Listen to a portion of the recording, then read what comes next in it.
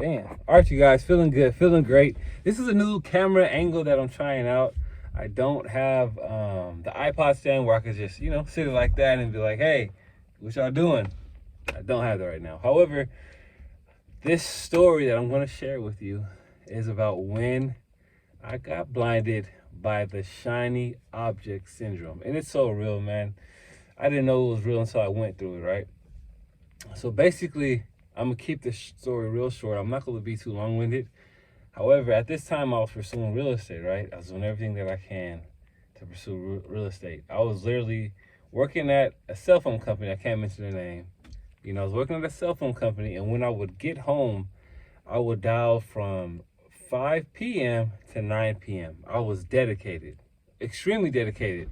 I was so dedicated to the point where I told myself, in order for me to be successful, I have to find a mentor. So I found somebody. Actually, my friend found somebody.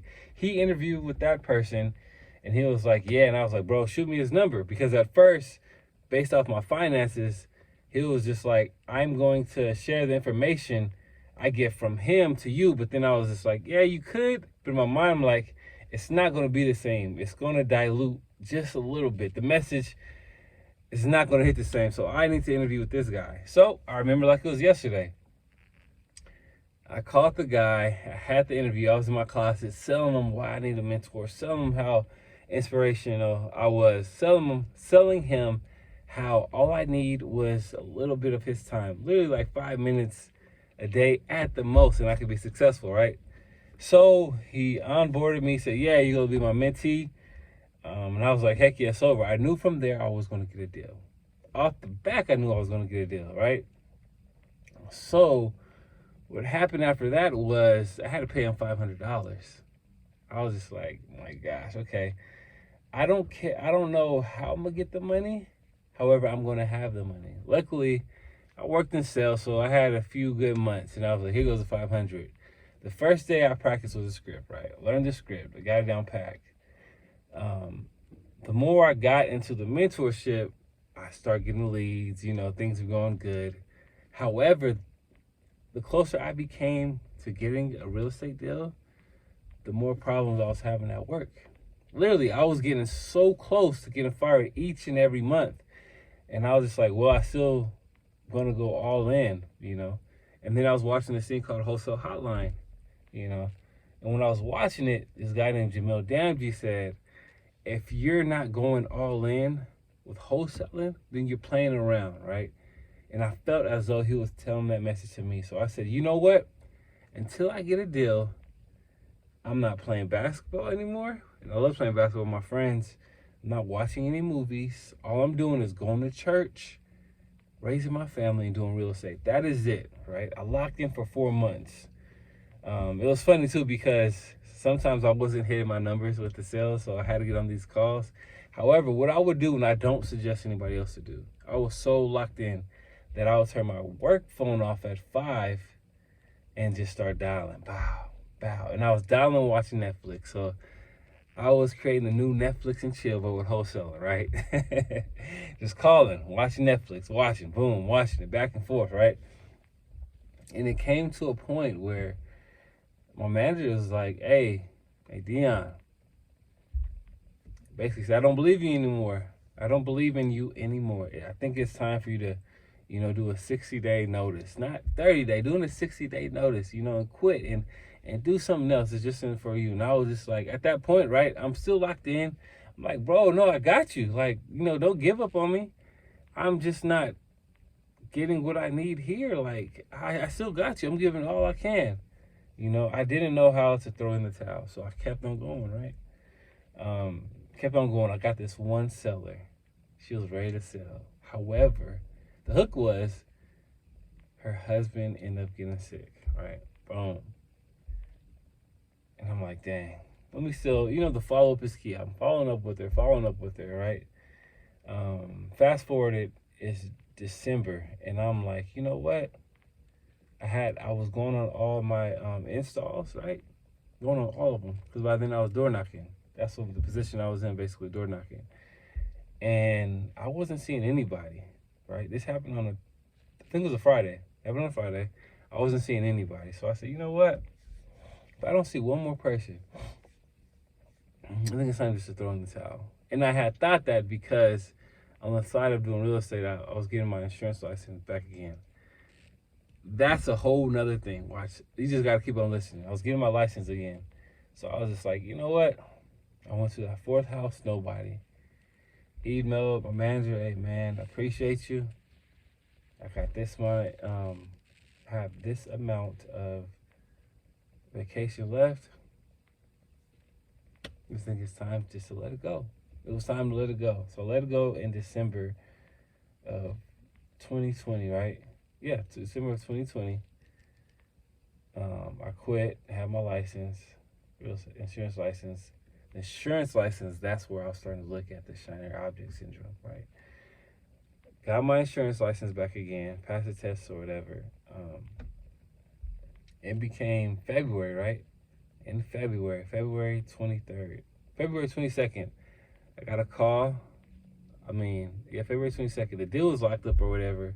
I was somewhat excited. I was okay, cool, got this deal locked up. I already knew I was going to sell it to a buyer, so I wasn't worried about it because I had partnered with a guy, right? We got the deal sold. January 22nd is when, February 22nd, 2021 is when I got a call from Tyler and Escrow saying that they're going to deposit the funds, right? February 2023. Literally, I went from 9 cents in my account to $19,697. And I was like, oh my gosh, this is cool. You know what I mean? I finally did it. Got a wholesale deal, you know. The seller was happy. You know, what I'm gonna do is I documented those videos, so I'm gonna upload them, you know, probably like within this week. However, I did that, right? But because I had my life insurance license, I was just like, yeah, but life insurance, I could set my family up. I could pass down the business. So what I did, which I tell people do not do, I followed the shiny object syndrome. I went towards one thing that I didn't even see the success at, and that was with life insurance, right? I went through life insurance. Everything that I made with that life insurance, right, it went towards the business. I went to what's called the annual event, right? They have it every year, right? Big event, and they sold me. I remember talking to this one guy. I was like, after we going to the restroom, I was like, man, I have a question. I was like, man, I got 20,000 to start in the business. Is that enough? And then this was his exact words, and I should have knew that I should have stayed back and be like, no, I'm not doing this. He was like, yeah, that's a good bit to get started. Like, he acted as if I was saying 1,900. I'm like, no, dude, I have $19,000 I'm about to put in this business. Could I get ahead with that? Yeah, it's gonna be. You should be all right. However, what happened was I pulled back on real estate, parked that, and went towards something that was of the unseen as far as me making the money. I just seen everybody else on stage making the money, saying, you know, how you can make $60,000 to $100,000 a month. And I was locked in, and how you could sell your business and your family be set up forever. So I was like, I'm doing this. I don't need to do wholesaling. I'm doing this. So what happened was I was pouring all my money in these leads, right? Everything that I got, I poured into this insurance business. I was even recruiting people like, come on, let's do it together. This is a great idea. You said you're about family. Let's come help your family and put you in a financial situation to change your game forever. Boy, that wasn't the case. Literally, I went through 19,000, right? It had to be not too long. It was fast. It was extremely fast because I was spending 1,000 to 2,000 a week on leads, because that's where that was the whole model. You know, you gotta buy leads. So I was just listening like crazy. So then, got some more money for my car accident, right? And it was around the same thing, you know, around the 19, 20,000. I think this one was like 20. But I poured it all into the business. You know, of course, I paid my rent, paid for little knickknacks, things that I need in the house. However, more than majority of that, like 80% of that went towards business.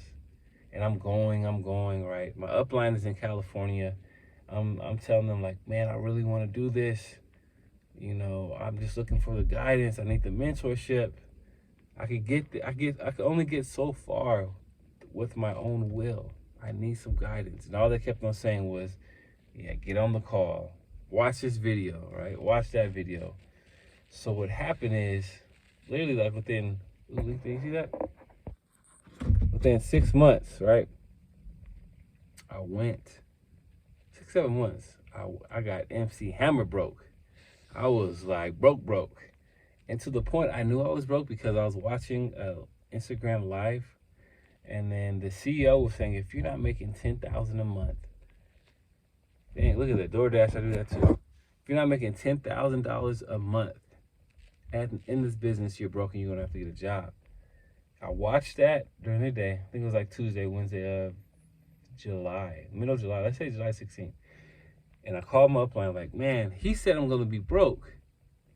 And I gotta be doing this. And he was like, yeah, I was just gonna call you, Dion, and say that, hey, maybe we gotta come up with a plan. But their plan wasn't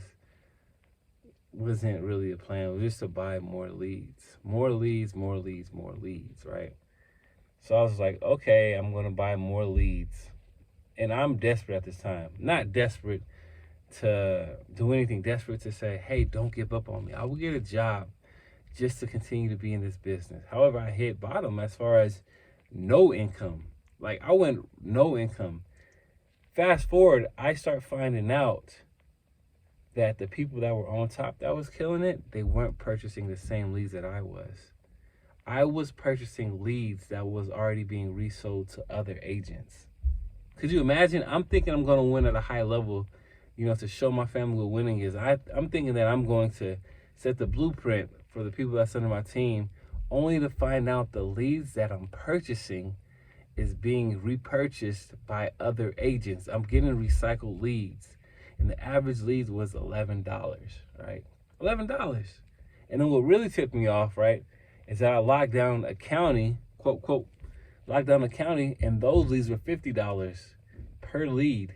And I went to one appointment, and this would have me cancel this type of lead. The guy had said, yeah, somebody from your company already came by and they sold us.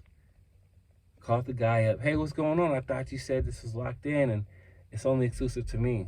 That was not the case, It was a lie.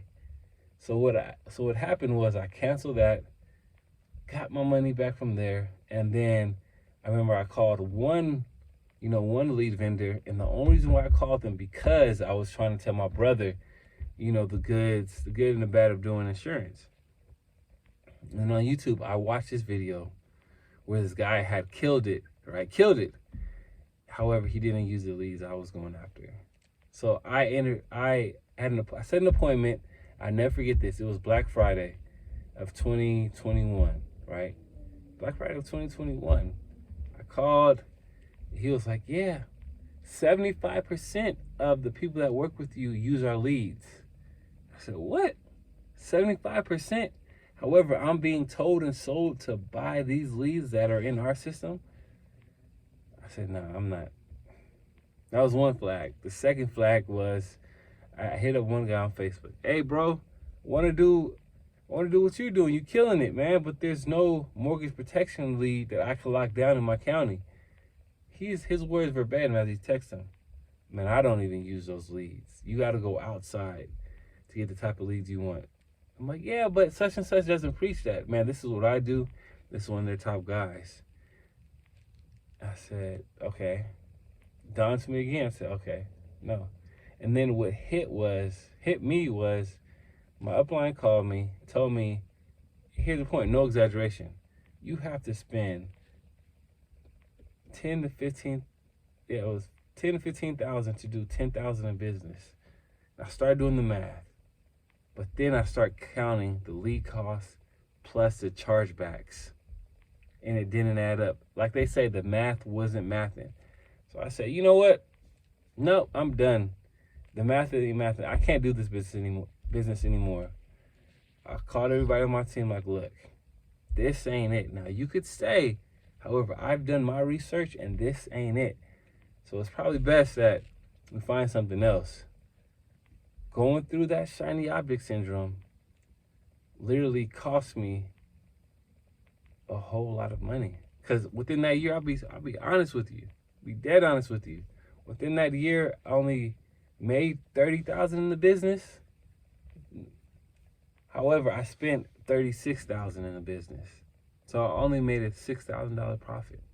Literally, $6,000 profit for the whole year. However, it's true what people say: when you work for yourself and go into business within the first few years, you'll make the least amount of money that you have ever made. And I only made $6,000.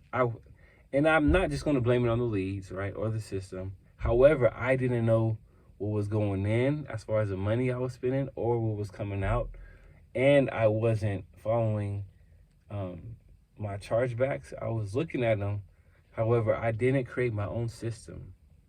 So it's not just on the insurance company I was on. Yeah, they were doing things extremely faulty. However, I'm fully aware of what I was doing.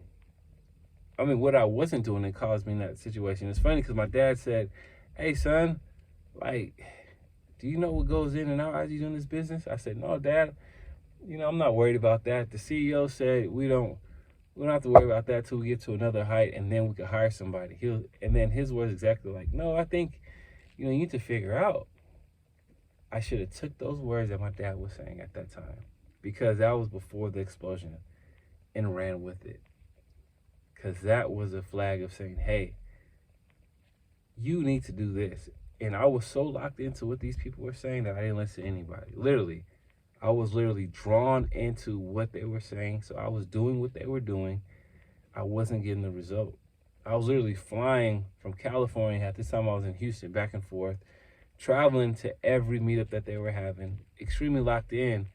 However, I didn't have any true guidance, true leadership. So I just went totally brokenness. However, the best thing by doing that, I found strategies that, the wealthy people were using. And also, I was able to, get my grandma a life insurance policy. That's the best thing. Would I do all this all over again to make sure my grandma is covered? Heck yeah, in a heartbeat. I would do it a little bit different though, because now I know in the event when she passed, she's covered. Not only that, right? I figure out insurance tool called Index Universal Life, right? How you could retire yourself, basically how you could create your own retirement plan, your custom retirement plan. So I was able to do that for my dad and my little sister, right? And then I found out how you could borrow against your life insurance policy with a tool called Infinite Banking. So I learned great strategies that I'm going to use now and into the near future, and I can share with people. However, the shiny object syndrome, I was addicted to it. Because, truth be told, when I did that real estate deal, what was it, 1, 2? It took me 4 months to do, right? I only spent in 4 months. It was, what, 3, 6, 9. I only spent $1,200 to get $19,000 reward. My leaper cost was low. It made more sense. And what made me really quit throwing the towel, I talked to my friend James. He was like, D, man, you gave it all you got. It's like, nah, man, I could have gave more. I could have studied more. I could have did this. He was like, bro, but you did it all. Because there was months where, there was months I didn't even talk to him. And that's my guy. That's my best friend. However, he told me, like, nah, bro, you did all you could do. And then you kept on going. You try to find some other way you could make it work. And then he told me, like, bro, and then that's when I had to, like, man, it's time to give it up. I've been through it was too emotional for me. Be times where I'm driving, I needed the money. People not answering the phone. I'm basically in tears because I just want to win. And it didn't work. So I want to say to you guys, man, the shiny object syndrome is real. You see how it blinded me.